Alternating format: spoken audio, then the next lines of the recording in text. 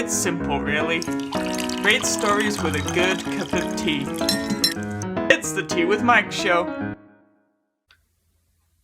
On this episode of the Tea with Mike show with certified Japanese tea advisor Ricardo, we're diving deep into the world of tea, including Japanese tea. So as always, grab your own cup of tea and sit back and enjoy.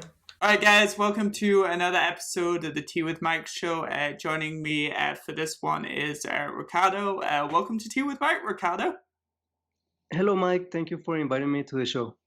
Yeah, no worries, man. So do you want to start by telling everyone where you grew up? So I was born in Colombia, in South America, and I did all of my primary studies there, and then I went to the US to study engineering, and I was in Miami, Florida for 5 years. And after that, I lived in Japan. Well, I actually only lived 1 year straight, but after that I traveled many times, and then I came back to Colombia. Awesome. So what was it kind of like growing up in Colombia? Talk to us a little bit about your childhood. Well, I guess one important thing was that my dad was born in a city called Palmira. That region, that was where the first Japanese immigrants came to Colombia. So he actually had like Japanese neighbors and all that. So when I was 4 years old, I had already been in Japan with my dad's friends. And I guess that's where I started to learn a little about Japan and got into learning the language. Although my dad never really learned it or anything, he just had the Japanese friends. So from the beginning, I had this interest in Japan, and when I went there and stayed for a year, I went to study more, to finish learning the language, I guess, to practice it. That's awesome. So what were kind of some of your favorite subjects in school? I'm very bad at art, so most of what I liked was, I guess, math. What was it about math? Was it were you just good with numbers versus like a paintbrush, or was there a specific thing that you kind of liked about math? I think I like the fact that it's just there's only one answer and you're good to go. So you don't have to explain any, maybe I'm not as creative or something, but and also, yeah, I've always been into physics and chemistry, but not into so much philosophy or music. I guess it's a kind of personality type. Awesome. And so were you athletic at all, like, or not? No, zero. So Zero? I guess that's also personality type. I had like very poor health. Oh, Now okay. I'm much better, but I would have, asthma, so I couldn't do much physical activity, and I still have a lot of allergies. So yeah, I'm not popular with girls at all. No worries. I also have asthma, so I can relate to some of your struggles. All right, so I'm curious to know. So obviously, Colombia is well known for its coffee. So, do you like coffee? First off. No, not really. So that was something odd. I've never really liked it. Uh, so when I became interested in tea when I was in Japan, I immediately fell in love with it because I had never really liked coffee at all. So did you drink much like coffee like growing up, or was your taste palette like, did it just go like straight to tea? So for example, for myself, I automatically originally being from England, I went straight to tea, and coffee was never really in the picture. So I'm curious to know how it kind of happened. I didn't like coffee at all. So like I liked the aroma, but I couldn't stand the taste. So I would always drink something else. But over here, there's not much tea culture. So most of the time, it's like these infusions. Uh, they call them here agua aromática, which means aromatic waters. Okay, And they're usually with fruit and spearmint, and it's very fruity. nice. So on your journey, was there kind of a definitive or a defining moment when you realized you wanted to leave Colombia and move to Japan? So first, I came back from the US. Actually, I wanted to stay in the US to Oh, work, okay. but that was after September 11, so it was impossible. So I came back to Colombia, and even when I was in the US, I was already studying Japanese, like as an elective, and also I had Japanese friends because there was an exchange program from the university. And since I was in engineering, you can imagine that there was a lot of Japanese also. So yeah, if I couldn't stay in the US, then I wanted to go to Japan, and I could already speak and read it, not very well. So I wanted just like to sort of master it, even though I haven't mastered it yet. For sure. So, what is it about the Japanese culture that kind of fascinates you so much? What I like about it best is the food. Any specific foods?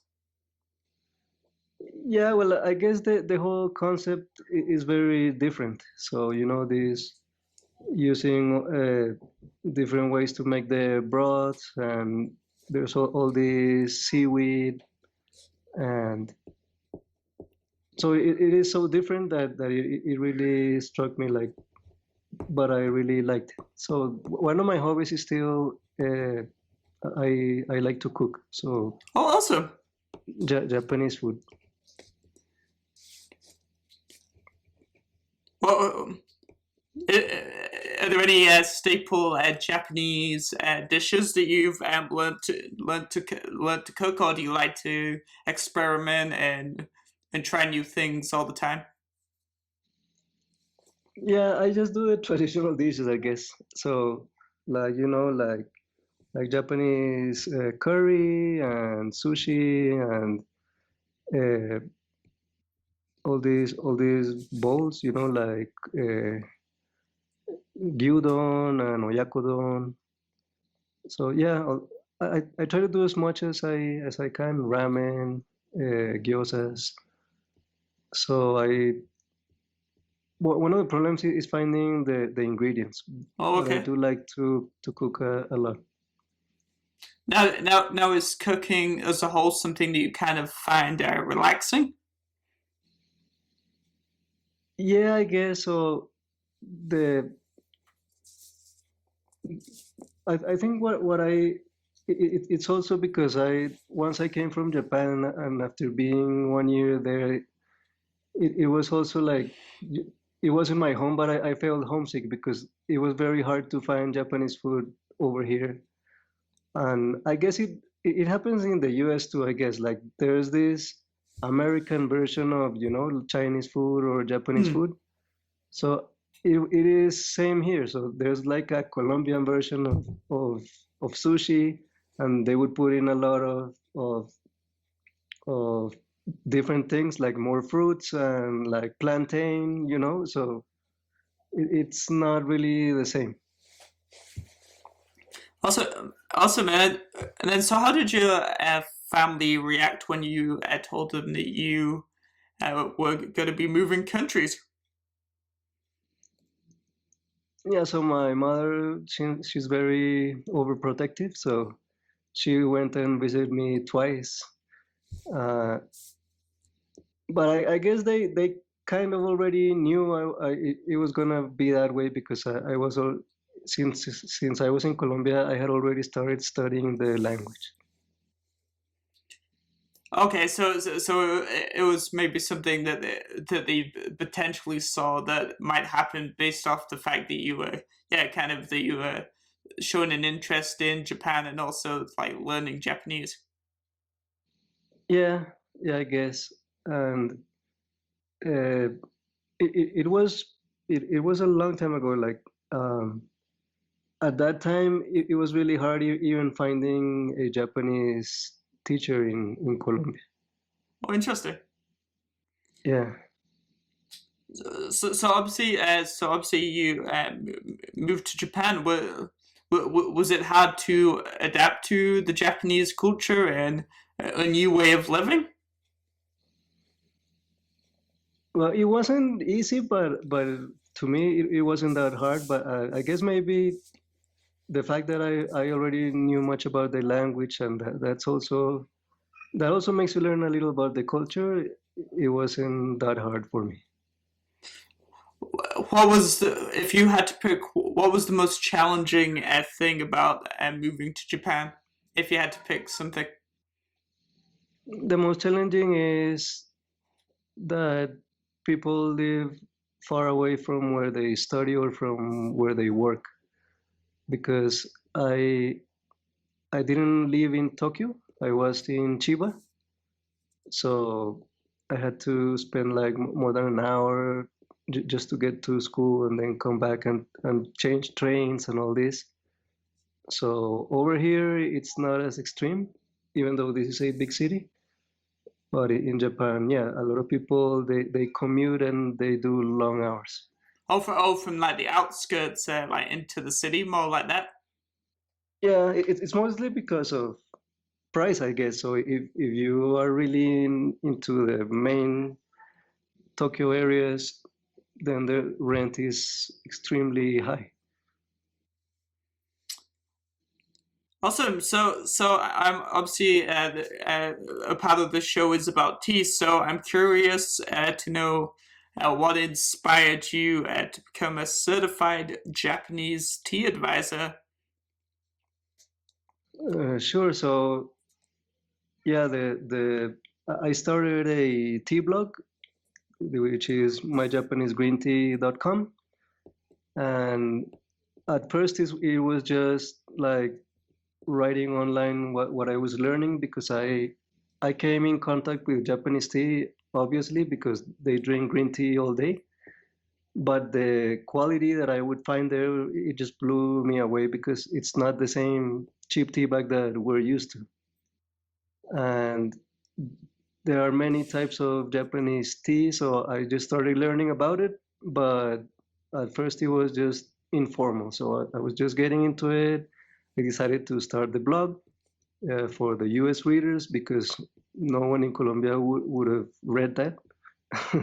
Even now, it's such a strong coffee culture in Colombia that few Hmm. people care about tea. So yeah, I started learning, and then when I learned much more and realized it was an even bigger world than I thought, then I started studying under the Nihoncha Instructor Association. That would be the name in English, and I became a certified advisor, which is the lowest degree, I guess. Or on top of that would be instructor, and then if you work for them for many years, then you would be a master in Japanese tea.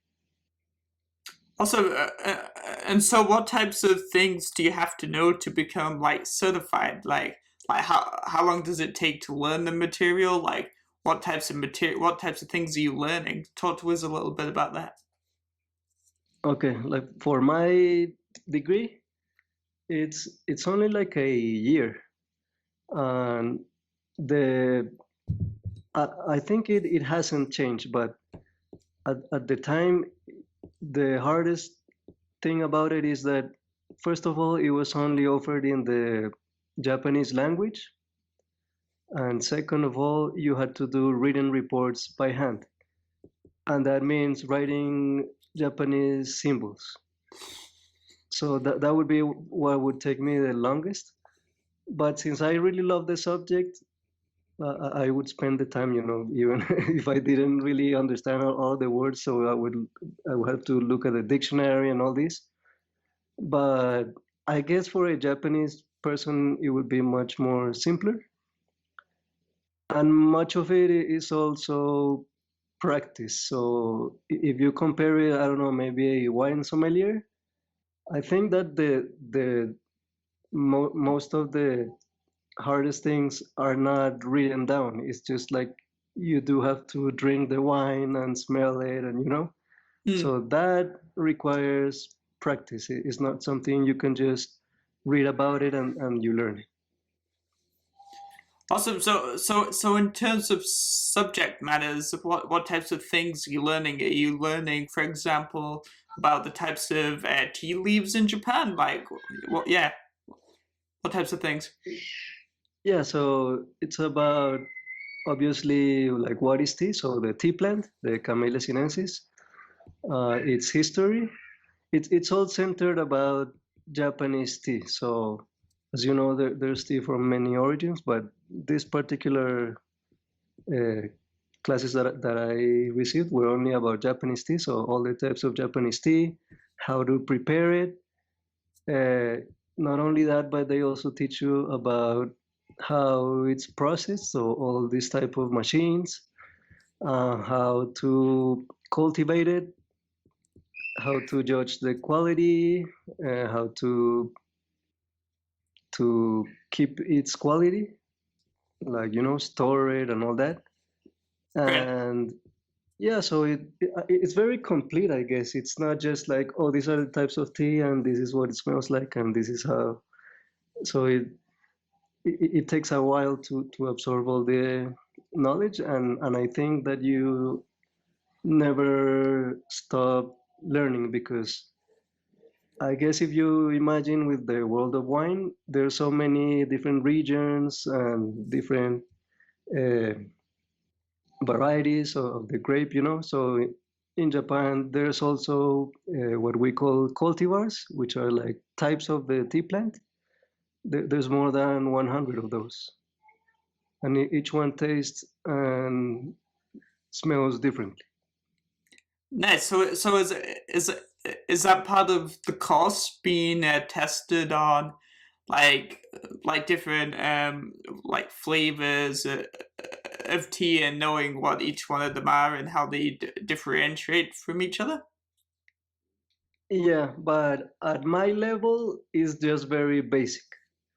To get the higher degree, you do need a lot of practice with the tasting, and that also requires being for for at least more than a year in Japan, because you do have to be tasting from different regions and everything, and be able to say, oh, this one must be from Kyoto Prefecture, that kind of thing. That's what I was telling you. Like, without being in, let's say you want to learn about wine again, because I guess most people know more about wine than tea. It's very hard by virtually, without being, I don't know, in France or any place that doesn't uh, produce tea, to actually get that experience. So that's what happened to me. If I did not stay very long time in Japan and be, traveling to tea fields and drinking different, it's very hard to acquire that knowledge by text or video or audio alone.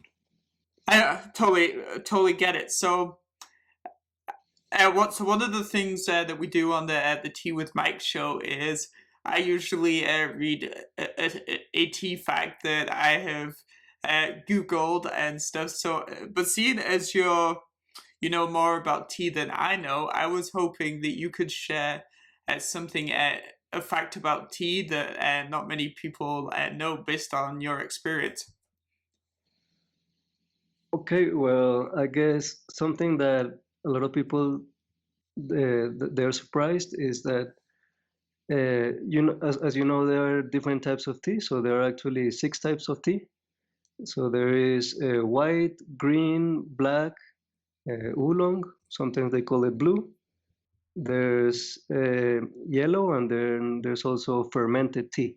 So those are the six types of tea, but all of them come from the same plant. It's not that there's a green tea plant and a black tea plant is the same tea plant. However, there are thousands of varieties of the tea plant, and that's where all the variety comes from. Oh, and that's how you get the six different variations. By processing and by cultivation, but mostly processing. So, like a quick explanation between green tea and black tea, which are the most common. And Japan actually specializes in green tea. It's just like when you cut an apple and it starts to brown. So green tea is like the freshly cut apple, and black tea is the oxidized apple.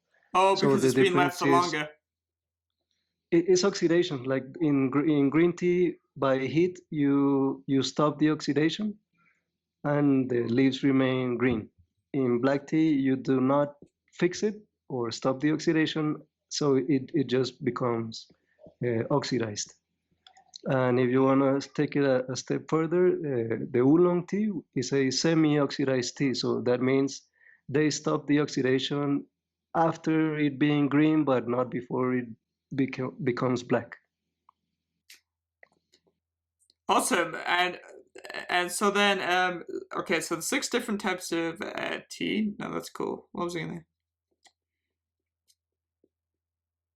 So how like what is like the shortest amount of time for the for something to be oxidized, and like what's the longest time? Like how does that play into this? Yeah, so I guess you can tell by the color. So a Okay. black tea is never green. Like you cannot see the leaves green at all. And also the aroma of a black tea does not smell very fresh. It may smell maybe sweet, maybe floral, but it does not feel like this chlorophyll component to it. So green tea by its nature, since it's minimally oxidized, it has this fresh feeling, not only in aroma, but when you drink it, it's the closest to what you would see the tea leaf in the tea field. While there is also, black tea and fermented tea. Like black tea is oxidized, but fermented tea is actually aged with time, with like microorganisms, bacteria and fungus, and maybe that could be for years. So you can also feel that when you drink fermented tea. They also call it dark tea. I guess the most famous one would be Chinese pu'er. It feels very earthy, very mushroomy, maybe even humid, like if it had been in a cave or something. And yeah, but they still taste good. So the idea is that everything is enjoyable, so that you can actually enjoy its taste and aroma. It's not about uh, health benefits, which unfortunately is the way that it's mainly marketed in the West. So the easiest way to sell something is just say, "Oh, this is good for your health. This will lower your cholesterol. This will help you lose weight." But it's too shallow, I guess. So no one that is into wine or whiskey will be saying, "Oh, I just want to lose weight. I don't care what it tastes like," or uh, what which is the whiskey with lowest calories because I just only want to drink that. No, they do it because they like it. So the real tea drinker is the same.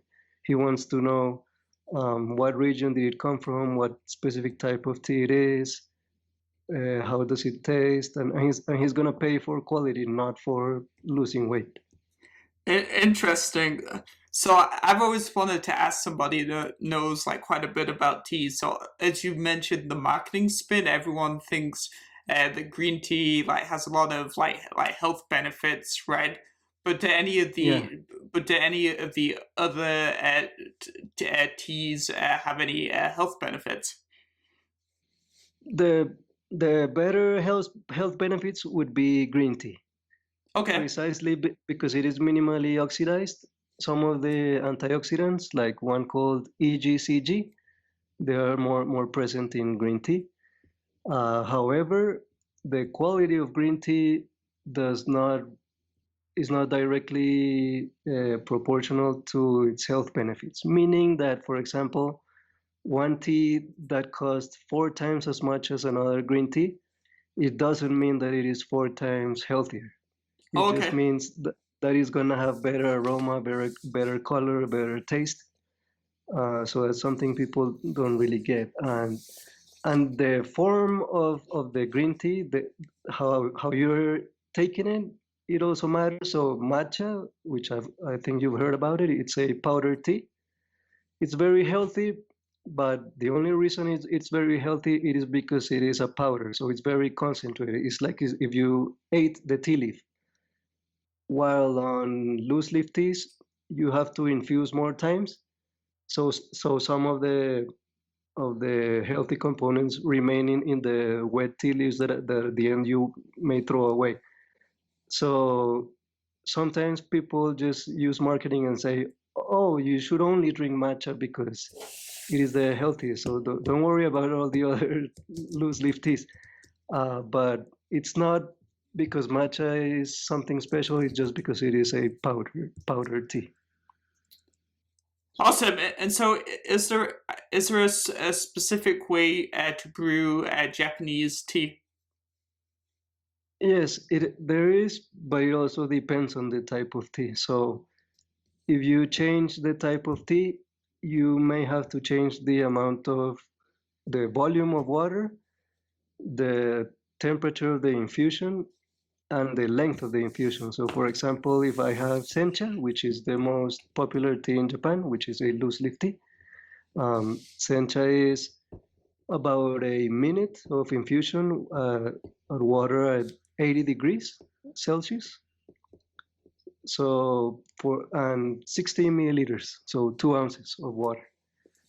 But if it was, let's say, bancha, which is a lower grade tea than sencha, so it's not as expensive, it would be twice the water volume, boiling water, and only for 30 seconds. And there's another dimension that tea has that coffee does not, is that tea reinfuses. And the Okay. amount of reinfusions depends on the tea. So some types of tea naturally infuse more times. And by reinfusions, I mean that you use the same wet tea leaves that you just used, and you put hot water again, and you get another cup. So, for example, if it was the fermented teas, like these Chinese pu'ers that have many years, if it's a really high quality one, although they just use it's really small teacups, like 1 ounce. But if it was very, very high quality, I'm sure you'll go past 30 infusions easily. Oh wow. Awesome. Awesome. So obviously, like many different types of tea. So specifically here, talking about Japanese tea, there are obviously lots of different varieties of tea. So if somebody was entering the world of Japanese tea for the first time, what is a tea that you would recommend they try? What I first experienced, and since I do many tea events, what I've also come to notice is Genmaicha is very good for beginners, and it's actually a blend. So it's not only just a pure green tea, it is green tea leaves and roasted rice. Oh, okay. Uh, it at first you would think like, will this really taste okay? But it's actually a very good pairing. It doesn't just taste like rice. It's like kind of nutty and maybe like buttery, and it softens the greenness of the tea. So it's not that, like very green, like cut grass, because some teas can be like that. And it's not also easy to brew. It will not become bitter easily. So yeah, it's very good for beginners, and a lot of people like it. If you go to any, it's very commercial. If you go to any tea store in the world that has Japanese tea, I can guarantee that you'll see Genmaicha. And how do I spell that? So it would be G-E-M, excuse me, N, Gen, so Genmai Oh yeah. and Okay. Cha. So Genmaicha. Perfect. Also, awesome. So, can you tell us a little bit about what the World Tea Expo is and what it was like being a panelist for the Tea Blogger Roundtable at World Tea Expo 2016? Yeah, so I've been in that panel for, I guess, more than 3 years. There's this thing called the Tea Bloggers Roundtable. It's organized by a tea blogger, and she's called Jo Johnson. And basically, we talk about all the aspects of tea blogging, like how do we review the teas, how do we get the ideas, how do we work with, I don't know, maybe sponsors or tea companies. So the main topic would be helping out uh, newer tea bloggers. So some people want to get into tea blogging. It's not very lucrative, I guess, but it's fun. Uh, at the end of it, I guess tea is very social. It's same as coffee, I guess. So if you have the best tea in the world, you do feel like you have to share it. So you bring someone, hopefully he knows about tea, or maybe he's getting into it, and look at what I have. Let's try this. So it's like such an event, So or people share their teas, or they discover new things, and that's maybe why people would read tea blogs. Like they want to see. I wonder what this tea tastes like before I buy it. I want to learn more about this type of tea. Yeah, I guess it's a very nerdy hobby too, I guess. It sounds super cool. So how big is the World Tea Expo? It it started to fade away after the pandemic, because it was the biggest tea expo in the US, but it was only for the industry. It wasn't for everyone. You couldn't just go inside. You had to be someone from the industry.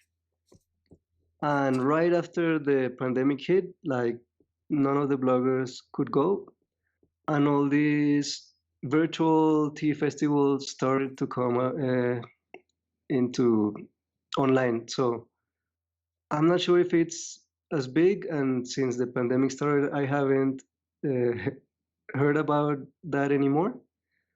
But it was very. I have a lot of good memories about it. But I think the world changed, so now everything is not gonna be. It's not going to be as before, and maybe more virtual or maybe more local. Fantastic, man. So obviously, I believe you alluded to it once already. So obviously, you have your own website, www.myjapanesegreentea.com, and you've got a podcast going, and you also do virtual online Japanese tea tastings. So why did you decide to set up this website? What was kind of the goal of it? At the beginning, it was just, I guess I wanted to write things down, but for me, because I was thinking, who's gonna read this? So, but later on, actually, readers started to come. So then that's when I also started studying about it more seriously, so that I could offer some quality information. And it has never been a good activity in terms of money, because this is a very niche subject. There's not millions of people that want to learn about tea. Sadly. And yeah, so I do not think that there is one tea blogger that actually lives off his blog. I could be wrong, but I do not think it is possible. Uh, but so it's like my hobby, I guess. And the best thing I get out of it, well, I have received many samples from tea companies, so I'm always trying different teas. And also like the community. I've been more involved with other tea bloggers and tea lovers. And so it's like being part of something, even though it's not something very big at the moment. That's awesome. So what are some of the challenges that you've faced with setting up a website and a podcast? And then, secondly, like what skills have you kind of learned from those experiences and ongoing experiences too? Yeah, well, it it started, and then I just kept going along with it. So I didn't, from day one, I wasn't worried about, oh, how do I do a podcast? How do I do this? So I just started with the basics, and you get into it. And nowadays, Word with WordPress, it's very easy. You don't have to code. You don't have to do anything. Like everything is becoming easier as time passes. So you do not have to be a genius. You don't have to know a, nothing about coding or anything. So it's just that you have the enthusiasm for it, and you naturally start learning about, I don't know, social media, SEO, all these things. And it's very hard to master any of that. But if you just know the basics, you can go by, I guess. So you probably say the biggest thing you've learned is, I guess, just to keep going and keep exploring and figuring out that type of thing. Yeah, like what I would imagine, because I'm not doing it for commercial purposes. But the hardest thing, if I would be someone in a position that says, if this doesn't work, I'm gonna starve, is that all of this takes time, like getting traffic to your page, getting readers, having a following on social media. That was years and years for me. Like before I could really say, wow, I have all these readers, like hundreds of readers a day. I do like about 300 a day, which That's is good, low man. by internet standards. It is low. You cannot live off that.